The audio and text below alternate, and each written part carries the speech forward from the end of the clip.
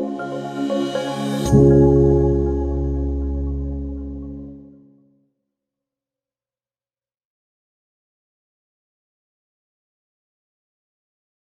I want to welcome everyone. We're here tonight for the Community Leaders Listening Session.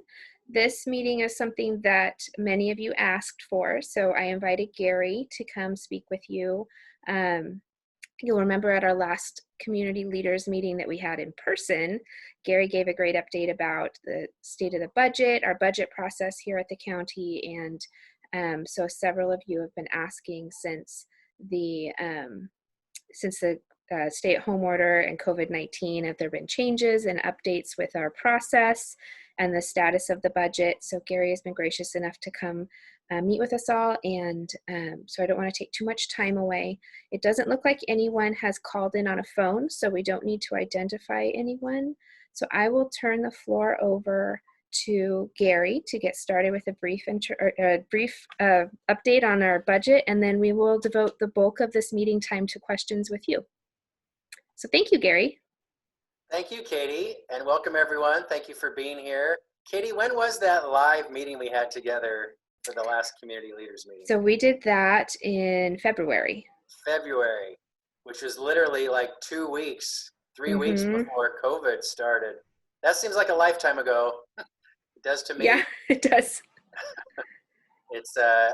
Thank you all for being here. I can see your names in the attendees list. I really appreciate it. I hope you're all doing well and taking good care. And that's our priority here at Clackamas County as well, that all of the public of Clackamas County and our region are being taken care of, that you have what you need to be safe and healthy, and our employees as well, that they are having what they need to be safe and healthy. So thank you for taking time tonight to be with us. I would like to give you a quick update on the county budget and where we're at, and I will speak very briefly so that the remainder of the time can be for you to ask any question you wish about the budget or anything at all. Before I start on the budget, I will quickly give an update on the county's reopening phase 1 application to Governor Brown. There is a draft application that staff has prepared. That application is online. So if you haven't seen it yet, it's on the Board of County Commissioners web pages under policy sessions under tomorrow's date, May 19th. It's posted in several locations on that page. So if you can just get to that page, you will see the draft application. And tomorrow at 10 a.m.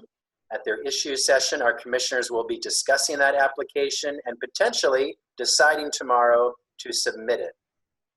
While as you know, the public cannot comment at policy sessions or issues. You can submit any comments you have either tonight here if you've had a chance to read it, or you can email Katie or myself or any commissioner tonight or up to tomorrow morning at 10 a.m.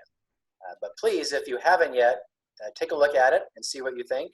And if you have looked at it, I'd be open to those comments tonight as well. Something that there's been a lot of questions about that I'll just answer now. The governor has told our staff and our commissioners, even if we don't meet one of the prerequisites to open right now, if we can demonstrate that we will be able to meet that prerequisite in the next 2 or 3 weeks, we can still submit our plan. So if you've gone through the draft, you will see there are several sections that says in progress. We have not met the prerequisite yet, but we've demonstrated how we will, which means we could submit the plan this week. But that is a call our commissioners will make. And I do see that Commissioner Humberston is on the line. So he also later can raise your hand, Ken, if you want to ask a question or just add to anything that I may have said tonight. Yeah. And I think a few more of our commissioners may join a little bit later. So I'll lead with that, but next let me go to the budget. So as we discussed when we last met in February, before COVID, the county does not have a sustainable budget, which means our expenses are outpacing our revenues. They have been for at least a year or two, but finally now we're seeing the impact of that, where we need to make some shifts or belt tightening to get us back to a sustainable budget. Now, a sustainable budget, as you know, is different from a balanced budget. We are required by state law the county is to have a balanced budget every year. And we have had a balanced budget every year. But a sustainable budget, to me anyway, means that our revenues are outpacing our expenses. So we always have a cushion. And right now, it's the opposite. Expenses are outpacing the revenues. We're able to fund it and have a balanced budget. But last year, if you remember from our February meeting, I made some decisions, which the budget committee and the commissioners ultimately agreed with, to use two sources of one-time funding to balance the budget. I didn't like to do that, but that was the only option to create a balanced budget and not have to reduce our workforce immediately. So that's what we did last year. Going into this next fiscal year, which starts July 1st, we were at a $4 million gap to have a balanced, sustainable budget, but it would take about a 3-year process to have a sustainable budget. If we were to do it in 1 year, that would have meant a $12 million gap to fix, and that is pretty extreme. So the commissioners and the budget committee agreed, let's do it over a 2 to 3 year process. So to do that, we had to do a $4 million trim this year for the year starting July 1st. I asked each department to prepare a 5, 10, and 15% reduction proposal. And after reviewing all those proposals, I did what I felt was an equitable distribution, not an equal distribution. So equal would have meant I asked every department to take 6% cut, for example. But I did not do that because every department has different services they provide, different services that are required by law, by some departments and others that are not. So the quick version is I made equitable cut proposals across departments. So some departments took the full 15% cut. Some departments took a 10% cut. Some took a 2% cut. And there were 2 departments that took a 0% cut because they were so lean as it was, or they'd already been deeply cut by state funding losses. Community corrections is one example, that I did not take further cuts from their budgets. All of this will be outlined in my budget message, which will be online any moment now. It was supposed to be posted tonight. It may be online as I speak, but I haven't seen the go-ahead yet. So most likely tomorrow, it will be on our budget webpage, along with every department's proposed budget, which you can find at clackamas.us. I think it's /budget, but don't quote me on that. Just please go to our county homepage, and it should be linked to our budget webpage. I'll send it out to the community leaders, Gary. Thank you, Katie. You'll see it all online tomorrow, so you can look at it for yourself. But what I did is I took a $6.1 million cuts from the general fund. Departments proposed up to 4. I went a little bit further because I want to speed up the path to a sustainable budget.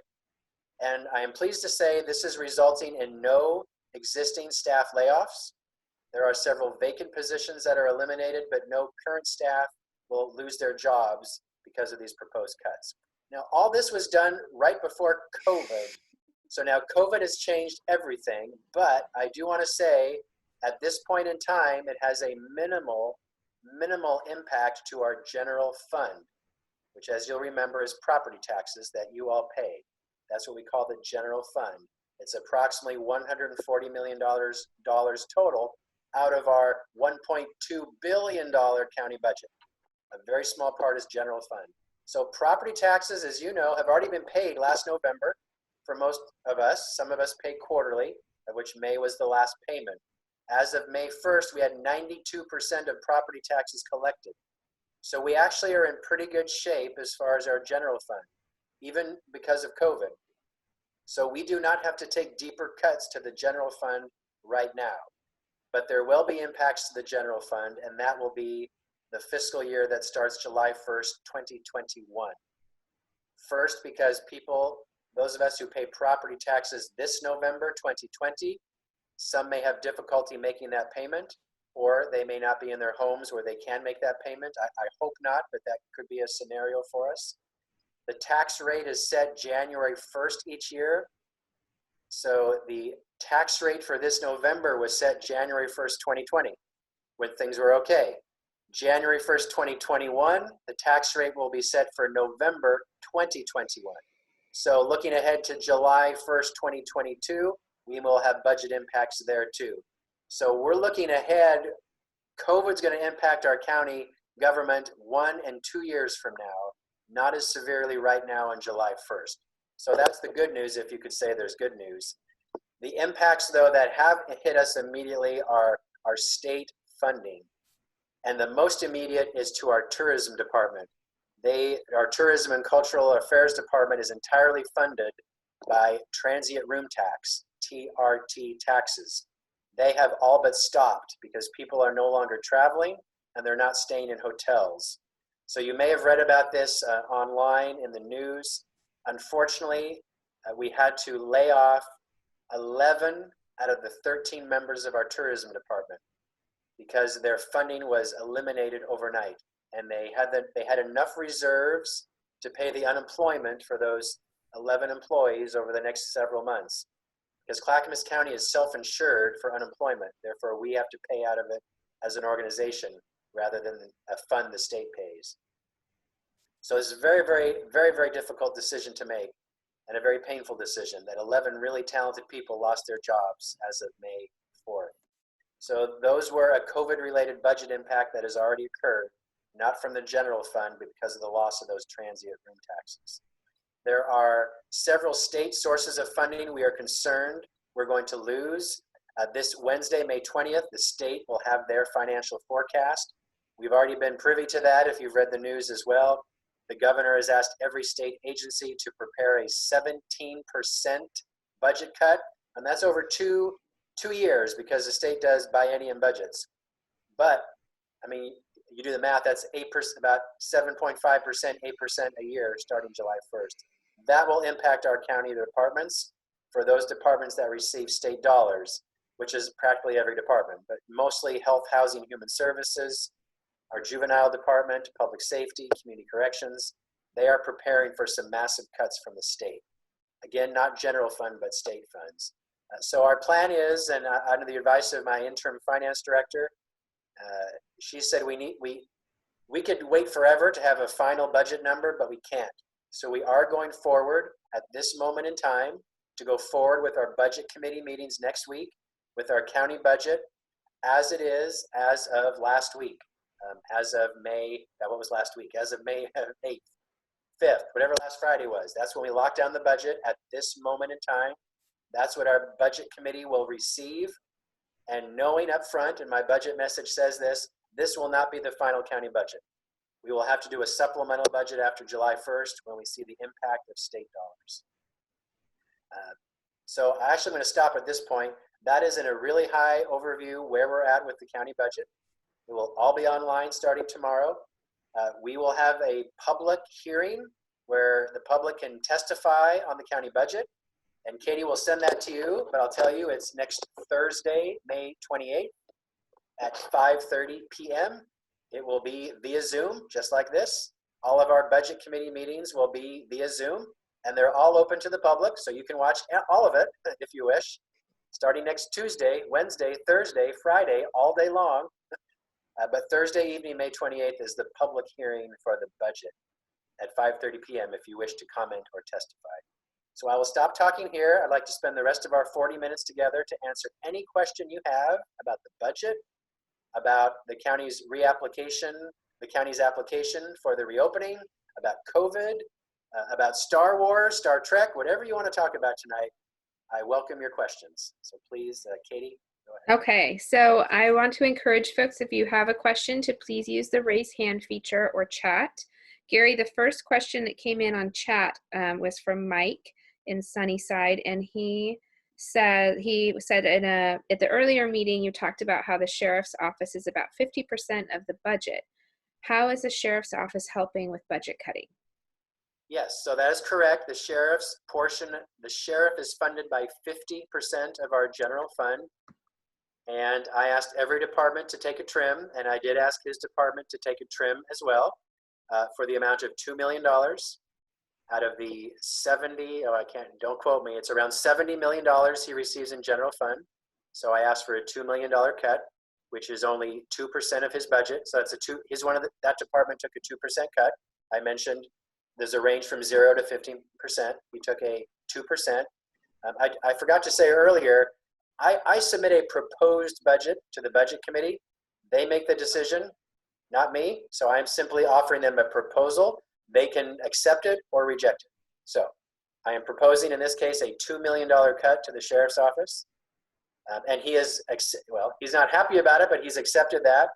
He is not laying staff off, because that also was my direction. No staff loses their jobs with these cuts, but he is choosing to eliminate some programs.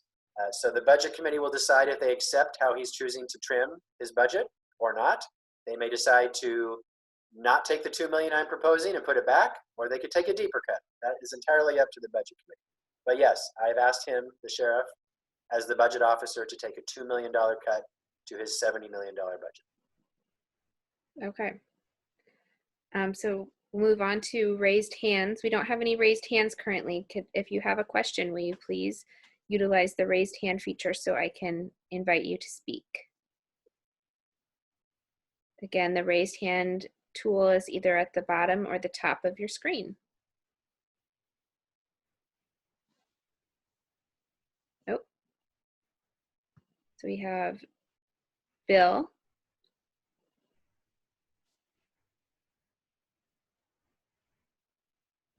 Bill, will you unmute your mic? There we go. There we go. What's the status then on the courthouse, Gary, given what you all are going through? Yes, so as you all may remember, the state did authorize the county to receive up to $31 million in shared costs for the courthouse for this first stage of our planning, which is great, but we have to spend that amount of money first before we're reimbursed by the state. We are still moving forward with our planning efforts, but we have not gone back to the board on a funding mechanism yet. So I would say we're on temporary hiatus with the courthouse. We're also waiting to see the governor's forecast this Wednesday to see if the state is still funding courthouse replacement projects. We have heard that she is, but we need to see it, because that may be something the governor decides at this point. The state will no longer fund courthouse projects, which if that is the case, then we're done, because we can't go forward without the state. But for now, we're on a temporary hiatus, but we still have a need for a courthouse. That is not going away. But I will say this, I've not shared this with commissioners yet, but we need to look at our existing county buildings and determine, could we use an existing county building now that many employees are working remotely due to COVID, and it's working just fine. I will tell you this, it's working just fine. So do we still need to have as many employees within a physical county building as we did before COVID? And if not, can we consolidate the number of employees who are in various buildings and have more space for an existing building to be a courthouse? That is just my idea. I have not shared that with commissioners yet, so please don't say, oh, that's what we're doing, because we're not yet. But the answer is we're on hiatus with the courthouse project. Still, in one way or another, needs to occur. We do have funding set aside in the general fund, very limited, approximately $1.5 million to do some pre-planning work, but that's about the extent of our contribution right now. Thank you for the question. Okay. Our next question is from James Tapp. Am I on? You're on. Okay, thank you. Hello, David, to the both of you. My first question is, how is this going to affect our annual report that was due in June? Is that right? So we're going to have one. I mean, we've only had 2 months of meetings this year, so I mean, it's not something that I can put together. I can't see anything for the future yet either. So James, you're asking about the Hamlet check-in with the board. Yes. So we haven't talked about that, Gary, how we want to move forward with our Hamlet presentations to the board. The board is meeting virtually, so we could set that up. I'll have to talk with our team to find out the best way to do that. Is that okay, James and other Hamlet members, if we get back to you with an answer? Yes, that'd be fine. Okay. My second question, Sure. it deals with the Hamlet too, because we have 2 seats on our board that is up this year, and our elections are in September. How's that going to affect our elections? So I do have a question into County Council about that. We have the Stafford Hamlet is also looking into taking a large vote on their community vision plan. So County Council is working on their recommendations for the best way for us to move forward with Hamlet voting. And so I should have an answer to you next week. Okay. Well, that's all I have for now. I'm going to stay listening, and if I have another question, I'll sure put my hand up. Sounds great. Thank you. Thank you, Thank James. you. Katie, I'll offer, when you and the Hamlet leaders are ready, we can absolutely go before the board. Okay. It'll probably be virtual like we're doing now. But if they're willing, absolutely, we could schedule that. Okay. All right. The next question, Gary, is from Gordon. Gordon, are you there? Can you unmute your mic? Unmute myself. There you go. Sorry, I'm a beginner at this. It's okay. So, first question, Gary. We've got about 50% of the departments closed. I was sort of scanning through what each department was doing, and it appears somewhere in the region of 50%. And yet you say that this has had no effect on the operating costs. How can you leverage that closure into more savings for the county? Yes, thank you, Gordon. First, every employee is working, so while some departments are physically closed, no one is not working, and we are still serving the public. It's happening remotely. There are several departments that are still open, and those employees are working at a building, such as our 911 center, obviously. They're still there answering the phones for emergencies. Our sheriff's department, our sheriff's deputies, they're still working. Our community corrections staff are on site. So about the 50% that are closed is just that they're closed to the public, but those employees are still working remotely. So we still have, of course, the salary and benefits for those employees. Our buildings, because there are minimal staff in our buildings, we're still heating or cooling and having lights on. So the savings is minimal as far as usage. Certainly our gas prices have gone down for our fleet. That's one savings. And some other minor areas. But I will say every employee is working. Most are remote, some are physically on site. And so there is not a savings as far as employee costs. But there are some minor savings with fuel and even energy too. We don't need the number of lights on and so forth. Copier machines, less paper we're using. In fact, everything's remote, including a quick shout out to our transportation and development department. You may all know this. Our permitting is now 100% online. And we were one of the first organizations to do that so quickly anyway, in about a 2-week period. There's another jurisdiction in the Portland metro area that took 12 weeks and millions of dollars to do that. And we did it in 2 at no cost. Do you think going forward that while there are not savings to be made in the short term, that with the plethora of people who may choose to work from home on a permanent basis, that this can affect the budget going forward? So maybe not this month, next month, but maybe you can morph into a different type of organization, which could be a little bit more lean. Absolutely. I do believe that is the case. And again, I fully support remote working, especially now because I've seen that it works. In many cases, I will say, in my opinion, employees are even more productive working remotely. And there's various reasons for that, but that's just would be my guess. But yes, I think we can consolidate the number of employees physically located in a building. We may not need as many buildings. We could lower our rent or debt costs, if that indeed is the case. Those are really important discussions for the commissioners to have over time. But I do think that we'll all be doing business differently, all of us, and especially government.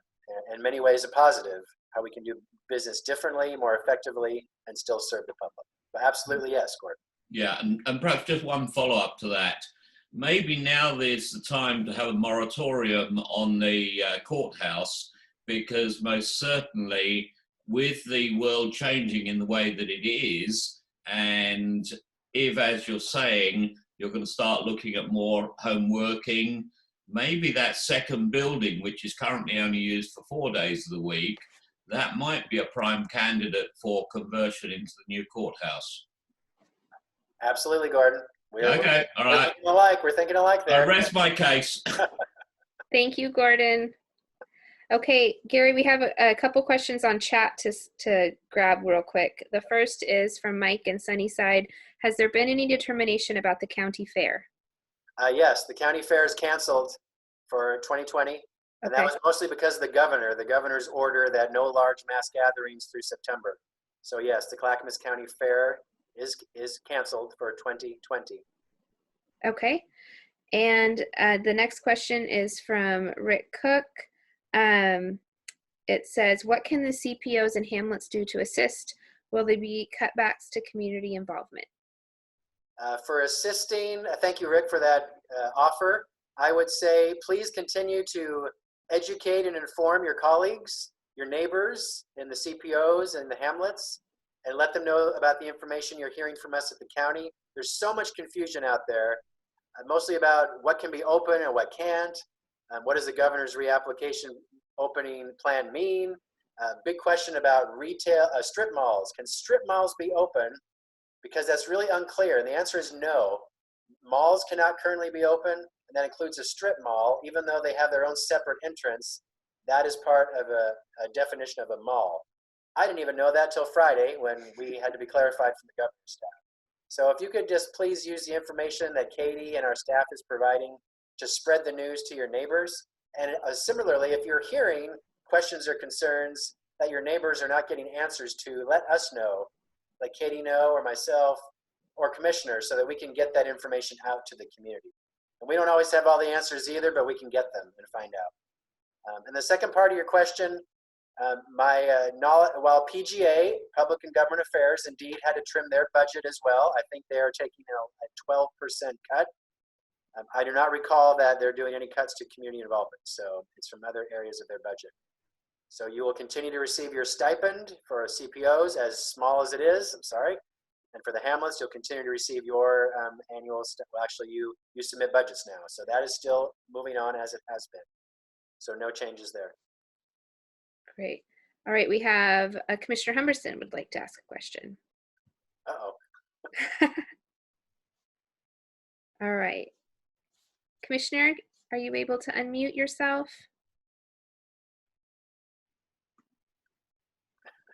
Here we go. Can you unmute him for him? There we go. There we go. I sent him the invite, yeah. I wanted to respond briefly from a commissioner's point of view on some of the things that we will have to consider with some of the things that were mentioned by some of the questioners. So I will be brief. Go ahead, Ken. When we talk about people working from home, two things we have to consider, and that is the effectiveness of supervision of their work, which in some ways may be more difficult or cumbersome. So that would be one of the things that would have to be considered. The other is that bargaining units may say, if you're working from home, do you get compensated for home office space? That's another issue that could actually cost additional funds. Those are issues that have not been worked out, have not been discussed, but issues that the board will have to consider at some point in time. When it comes to courthouses like schools require different levels of construction. So even if we were to take one of our buildings at the campus currently and convert that, there would be significant court reconstruction costs involved in that process. And we don't know that the state would be willing to help us in that process or not. So that would be a financial question and a physical plant question that would have to be answered. And I will stop there. I just wanted the listeners to know that those are the kind of questions that we're going to have to be seriously looking at, among others, as we move forward. Great. Thank you, Commissioner. Very, very good. Thank you. Appreciate that. Thank you. Okay.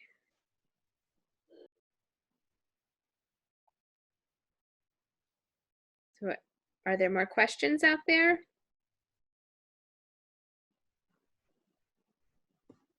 Oh, we have a question from Jane.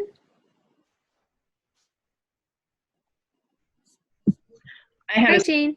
I had a series of questions related to economies from employees working from home, and specifically the question about the courthouse, which you already answered, so A+ on that.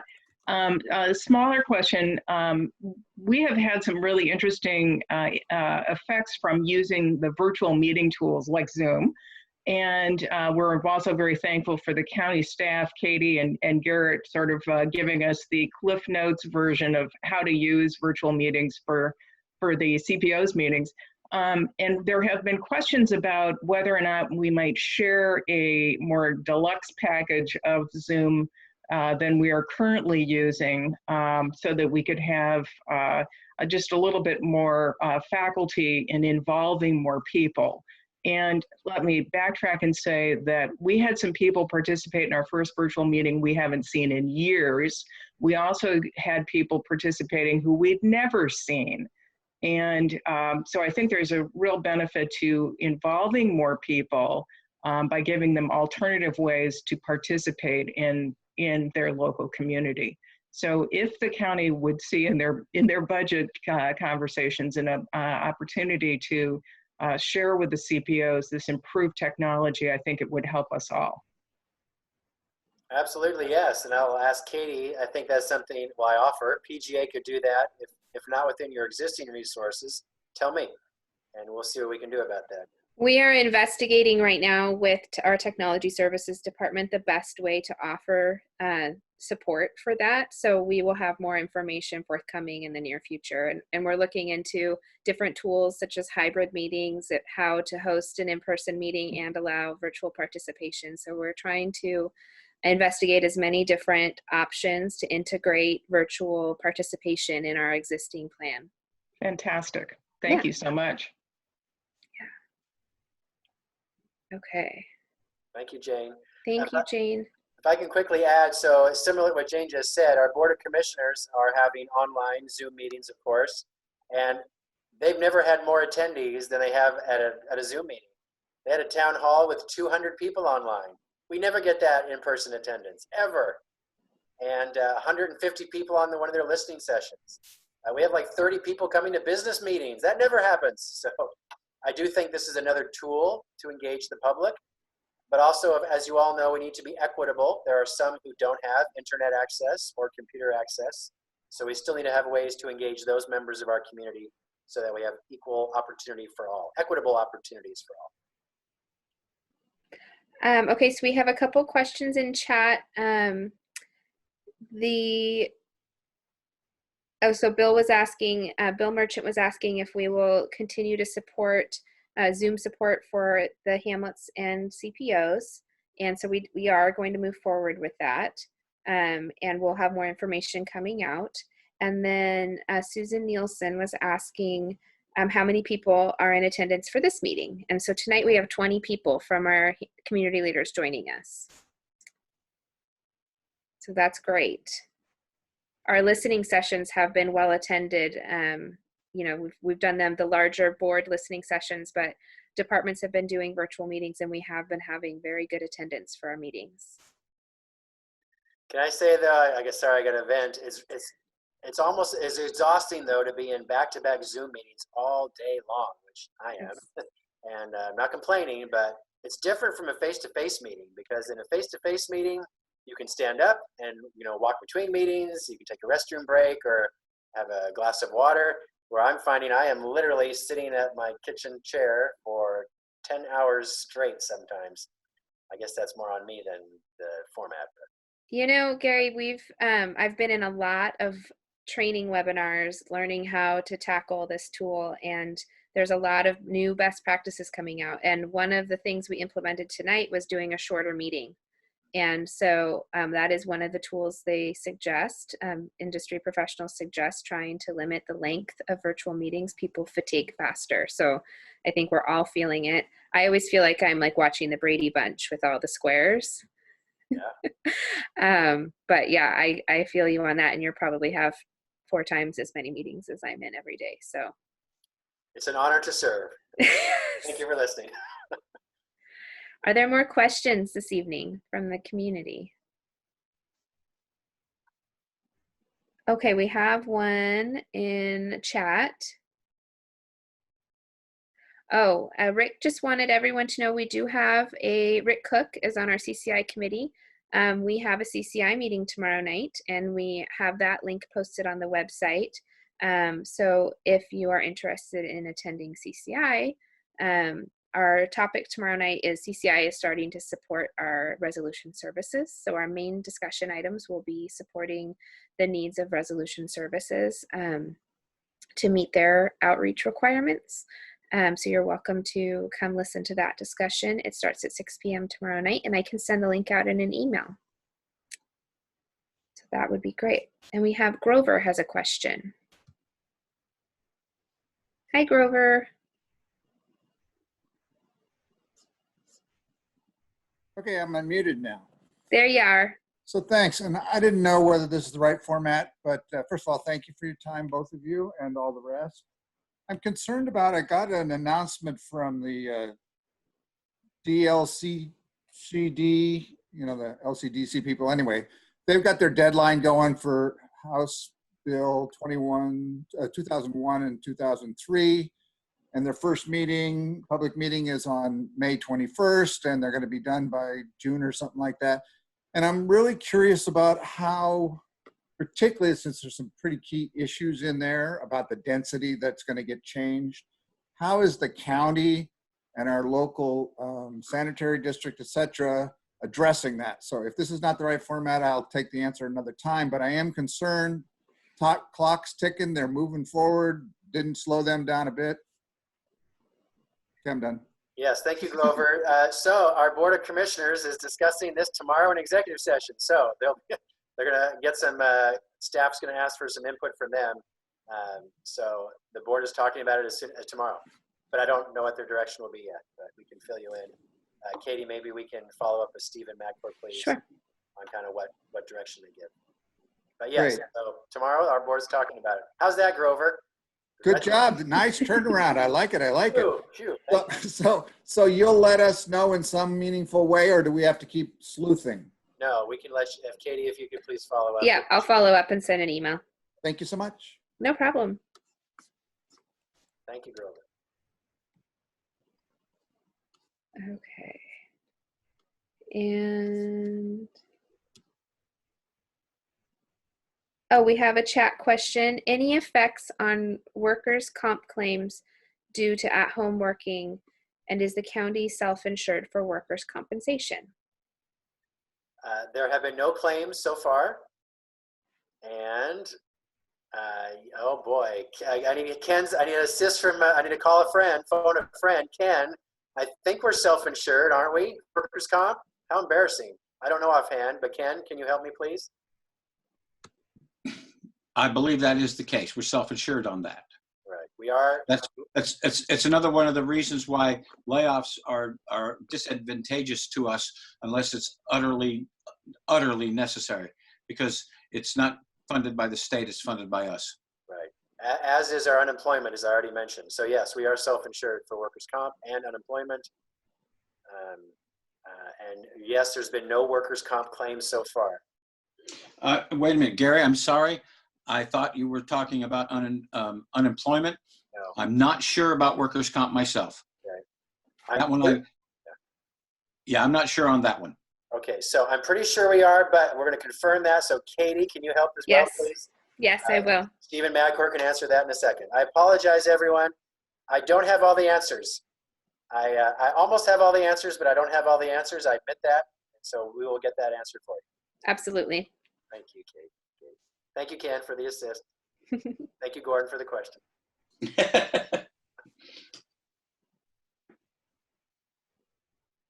Are there more questions from the community?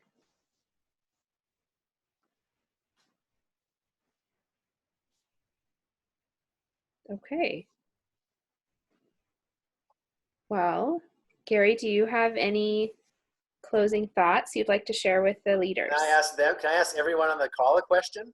Sure. No, I'm kidding. No, other than thank you for your continued support and your leadership in our communities.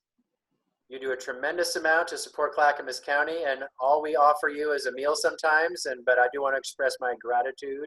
I know Katie's as well, and our commissioners for all that you do for our community every day to help make Clackamas County even better.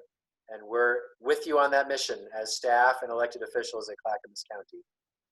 We always welcome your input. I know commissioners do, I do, Katie does. Please keep it coming.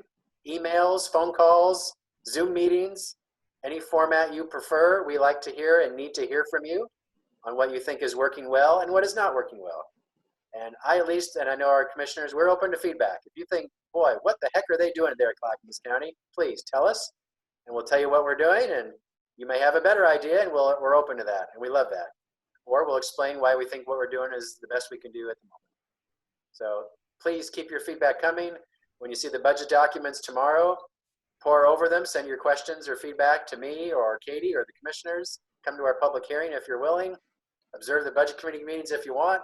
Come to our Tuesday or Thursday Board of Commissioners meetings, especially tomorrow at 10 a.m., where they'll discuss the reopening application. Send your input on that if you have any before 10 a.m. I think that's covered it all. So just thank you all for being here. I know your time is valuable and appreciate your time tonight. Thank you. Thank you. And Jan Lindstrom had one more reminder. She wanted to remind everyone to vote, which is great because that is the absolute easiest way that you can participate in your local government. So we welcome that recommendation. Jan, thank you so much for the reminder. And I just want to again echo what Gary said. Thank you so much to everyone for taking the time to come to our meeting tonight. If you have questions that you weren't able to share this evening, please send them to me via email or give me a call. I'm happy to find out the answers for you and send them out to the group or send them back to you privately, however you prefer. As Gary said, we are here to serve and we are here to support you. So thanks again. I hope you all stay healthy and safe, and hopefully we'll meet again soon. So thank you again. Bye-bye.